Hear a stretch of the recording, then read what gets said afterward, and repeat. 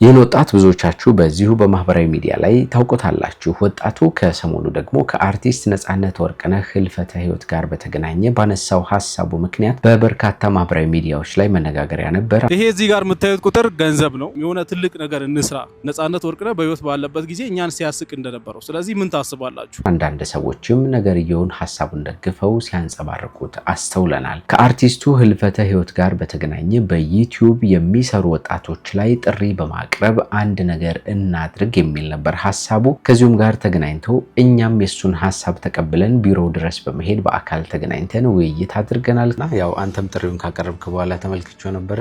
በጣም ደስ የሚል ሐሳብ ስለሆነ ይህንን ሐሳብ ተቀላቅለን እኛም መቀጠል አለብን የሚል ሐሳብ አነሳ። ከውይይቱ በኋላ ደግሞ ለዚች በምስሉ ላይ ለምትመለከቷት ወጣት አንድ ነገር እናድርግ የሚል ድምዳሜ ላይ ደርሰናል። ለመሆኑ ይህ ወጣት ወደ ኋላ ያለው ታሪኩ ምን ይመስላል? ከዚህ ባለፈ ከሰሞኑ አነጋጋሪ የተባለው ሐሳቡ ምን ይመስላል? ከአርቲስት ነጻነት ወርቅነህ ህልፈተ ህይወት ጋር በተገናኘ ያነሳው ሐሳቡ ማለት ነው። ከዚሁ ጋር በተገናኘ እኛም ቢሮ ድረስ ስንሄድ የተወያየነውን ያነሳነውን ሐሳብና በመጨረሻም ከወጣቷ ጋር በተገናኘ የወሰነውን ውሳኔም ጭምር በዚሁ ቪዲዮ ላይ ልናጋራችሁ ነው። እንዲህ የተገናኘ ነው። እንደምን አላችሁ የምንወዳችሁና የምናከብራችሁ የጎራ ስቱዲዮ ቤተሰቦች፣ በተለያየ ዓለም ክፍል ሆናችሁ እኛን ተቀዳሚ ምርጫ አድርጋችሁ ስለምትከታተሉ እናመሰግናችኋለን። ጎራ ስቱዲዮ ወቅታዊ፣ ማህበራዊ፣ አዝናኝና አስተማሪ የሆኑ ልዩ ልዩ ታሪኮችን እንዲህ እየዳሰሰ ወደ እናንተ ውድ ተመልካቾች የሚያቀርብላችሁ ሚዲያችን ነው። ቻናላችንን ሰብስክራይብ አድርጉ። ሐሳብ አስተያየታችሁን ኮሜንት ላይ አኑሩልን። ወደ ዝግጅቱ እንሻገር።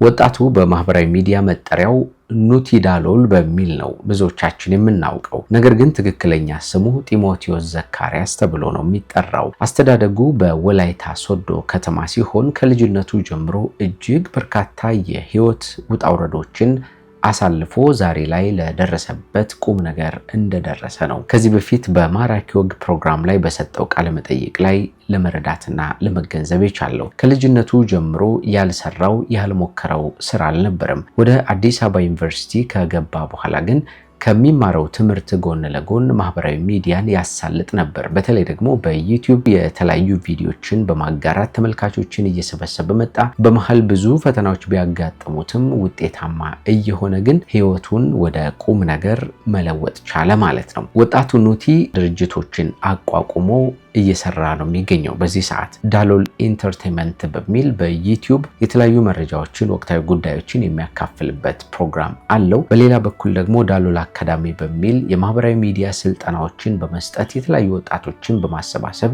ልዩ የሆነ አበርክቶ እያደረገበት የሚገኝ ድርጅት አለው። ሶስተኛው ደግሞ ዳሎል ገበያ የሚባል ሲሆን የተለያዩ የካሜራ እቃዎችንና እንደ ማይኮች፣ ላይቶች የመሳሰሉትን ለገዢዎች የሚያቀርብበት ሌላ ድርጅት ነው ማለት ነው። ከዚህ በተጨማሪ ግን እጅግ በሚያስገርም ሁኔታ ይህ ወጣት ሜዲካል ዶክተርም ጭምር ነው። በዚሁ በአዲስ አበባ ዩኒቨርሲቲ ተምሮ ለቁም ነገር የበቃው ወጣቱ የሜዲካል ዶክተር ትምህርቱን በብዙ ፈተና ውስጥ በብዙ ጣውረድ ውስጥ ሆኖ እንዳጠናቀቀ በተደጋጋሚ ሲናገር ሰምተነው ነበር። ይህን ሁሉ ሙያ ይህን ሁሉ ብቃት ይዞ ደግሞ መልካም ልቦና ያለው እንደሆነ የሚመሰከርለታል። ለዚህም ይመስላል ከሰሞኑ ከአርቲስት ነጻነት ወርቅነህ ህልፈተ ህይወት ጋር በተገናኘ ያንጸባረቀው ሐሳቡ እንደ ምስክር ሆኖም የቀረበው።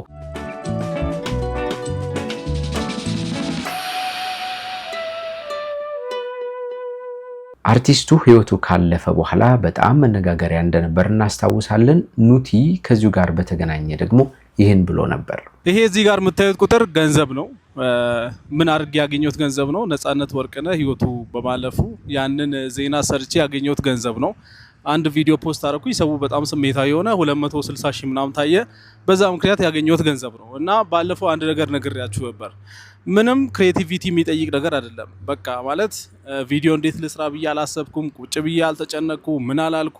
በቃ ነጻነት ህይወቱ አለፈ ብዬ ያንን ማድረግ ስላለብኝም ለኦዲየንስም ይሄን ነገር ማሳወቅ ስላለብኝ ብዬ የሰራሁት ቪዲዮ ነውና ከዚህ ነገር የማገኘው ገንዘብ እንዳልኳችሁ ከሞተ ሰው ማትረፍ ነው ባጭሩ። ስለዚህ ይሄን ነገር ምን ላደርግ አሰብኩኝ? ነፃነት በህይወት ባለበት ጊዜ በሙሉ ሰዎችን ሲያስቅ ነበር የነበረው። ስራው በሙሉ ሰዎችን ማሳቅ ነበር። ስለዚህ አሁን አንድ የተከፋ ሰው፣ አንድ ያዘነ ሰው በዚህ ገንዘብ ማሳቅ ከቻልኩኝ ብዬ ነው ይሄንን ቪዲዮ እየሰራው ያለሁት። ሌሎቻችሁም እንደዚህ እንደኔ አይነት ሐሳብ ያላችሁ ሰዎች ካላችሁ ዩቲዩብ ላይ የሰራችሁት ቪዲዮ ካለና ከዚህ ነገር ያገኛችሁት ገንዘብ ካለ ለምን እንደውም አናጋጭም? የሆነ ትልቅ ነገር እንስራ። ነፃነት ወርቅነህ በህይወት ባለበት ጊዜ እኛን ሲያስቅ እንደነበረው። ስለዚህ ምን ታስባላችሁ? አዎ እንደሰማችሁት እንግዲህ ከአርቲስት ነፃነት ወርቅነህ ህልፈተ ህይወት ጋር በተገናኘ የሰራሁትን ቪዲዮ የሆነ ሰው ባስደስትበት ወይ ደግሞ ለነፃነት ወርቅነህ ቤተሰቦች መስጠት ቢቻልና ብናግዝ እንጂ እኔ ለግሌ አልጠቀምበትም የሚል ነበር ሐሳቡና ይህም በብዙዎቻችን ዘንድ የተለመደ ስላልነበር ከዚህ በፊት ሐሳቡ በጣም የሚገርም ሆኖ ለብዙ ወጣቶችም አስተማሪ ተብሎ የቀረበ ነበርና ይህ ነገር እጅግ በጣም ደስ የሚል ስለሆነ ሐሳቡም ጥሩ በመሆኑ በዚሁ በእኛ ሚዲያ በኩል ከነፃነት ወርቅነህ ህልፈተ ህይወት ጋር በተገናኘ የሰራናቸው 2 ቪዲዮዎች ነበሩ። በእነዚህ ቪዲዮዎች ላይ የተገኘውን ገንዘብ ከኑቲ ጋር በመቀላቀል ወደ መልካም ነገር ማዋል ይኖርብናል የሚል ውሳኔ ወሰንን። በእርግጠኛ የኑቲን ያክል ገንዘብ አልሰራንም፣ ትንሽ ነገር ናት። ግን ቢሆንም ግን እሷን ከሱ ጋር አንድ ላይ በማድረግ የሐሳቡ ተካፋይ እንሆን የሚል ነበር ውሳኔያችን። በመጨረሻም ከዚህ ከስቱዲዮአችን ተነስተን ወደ እሱ ቢሮ በማቅናት ተገናኘን። ስንገናኝ የነበረውን ነገር ተመልከቱት። ከነፃነት ወርቅነህ አሟሟት ጋር በተያያዘ በሰራሁት ቪዲዮ ያገኘሁትን ገንዘብ ለበጎ አድራጎት ዓላማ እንደምንሰጥ ቃል ገብተንላችሁ ነበረ።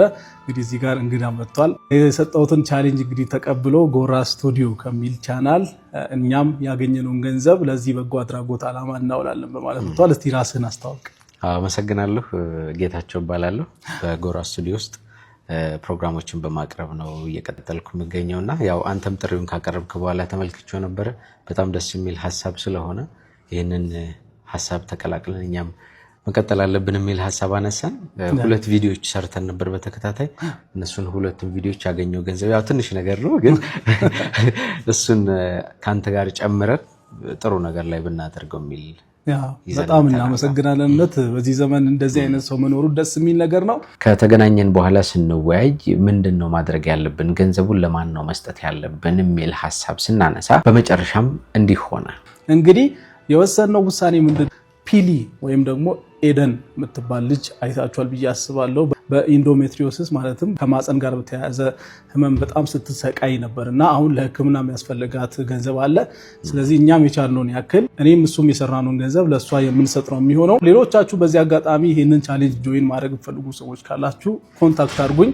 የቻልነውን ያክል ብናደርግላትና ነፃነት ወርቅነህ ሰዎችን ሲያስቅ እንደነበረው እኛም የተከፋ ሰው ያዘነ ሰው በህመም በተለያየ ምክንያት እየተሰቃየ ያለ ሰው ብናስቅ ብለን ይህን ቻሌንጅ የጀመርነው። ስለዚህ እየተሳካ ይመስላል።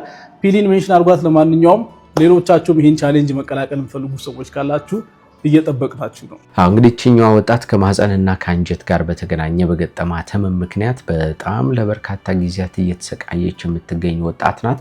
ከኢትዮጵያ ተነስታ ወደ ህንድ ሀገር ድረስ በመሄድ ህክምና ተከታትላ ነበረ። በዚያም ሳይሳካ ቀርቶ እንደገና ወደ ሀገሯ ገብታ የነበራትን ገንዘብ በሙሉ ጨርሳ አሁን ላይ ደግሞ ሌላ ህክምና ለማድረግ የሚያስችል ገንዘብ እንዳጣችና እንደተቸገረች በመግለጿ በጣም ብዙ ኢትዮጵያውያን እየተረባረቡ እንደነበር እናስታውሳለንና ስለዚህ ለዚህች ወጣት ይችን ያገኘናትን ነገር ተጨማሪ አድርገን ብንሰጣት ምናልባት ለእሷ ሊያግዛት ይችላል ብለን በማሰብ ነው ለኤደን ውሳኔውን ወስነን ለእሷ ለመስጠት ያሰብነው ማለት ነው። ስለዚህ ኤደንን ከሰሞኑ አግኝተናት ይህንን ወደ እሷ እንደምናደርስ እንነግራችኋለን። በነገራችን ላይ ኑቲ ከዚህ ቀደም በአርቲስት ታሪኩ ብርሃኑ ባባ ህልፈተ ህይወት ምክንያት በዚሁ በሶሻል ሚዲያ ዜናውን በማካፈሉ የሰራውን ገንዘብ ለወላጅ እናቱ ከዚህ ቀደም ሰጥቶ እንደነበር እናስታውሳለን እና ይህን ሐሳብ የማንሳቱ ነገር አሁን ብቻ የተጀመረ ሳይሆን ቀደም ያለ እንደነበርና ይህንን በጎ ነገርም እየሰራ የሰነበተበት ሂደት እንደነበር ነው ለመገንዘብ የቻልነው። ስለዚህ ኑቲ ያነሳውን ሐሳብ እናንተ ምን አይነት እይታላችሁ?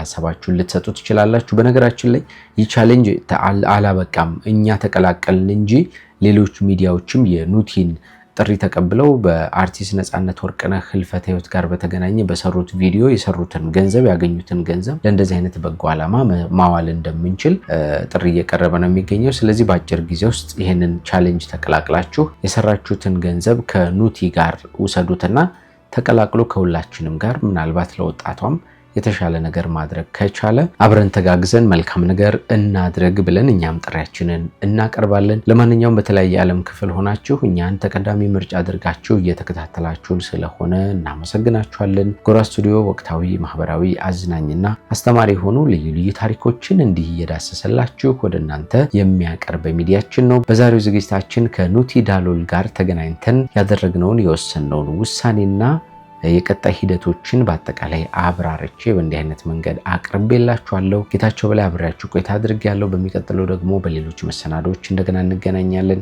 ቻናሉን ሰብስክራይብ አድርጉ። ሀሳብ አስተያየታችሁን ኮሜንት ላይ ጻፉልን። እስከዚያ መልካም ጊዜ